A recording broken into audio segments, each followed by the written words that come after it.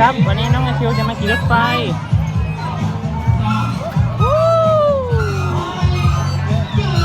คิวยิ้มหน่อยไอคิวยิ้มหน่อย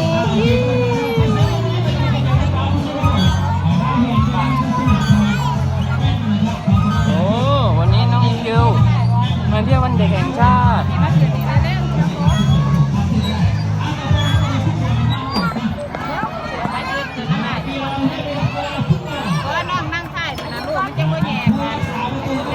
เยอะแยะเลย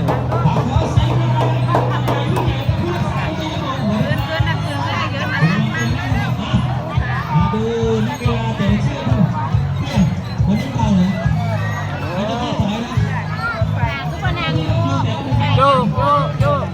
โยกโยกโยก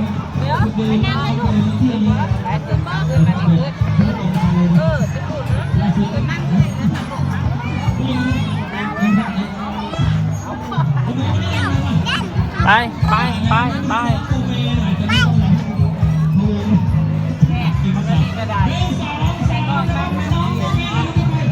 เอากี่โย่บ๊ายบายเร็วบ๊ายบายโอ้ยน้องให้คือสบายใจมากเลยขี่รถไฟ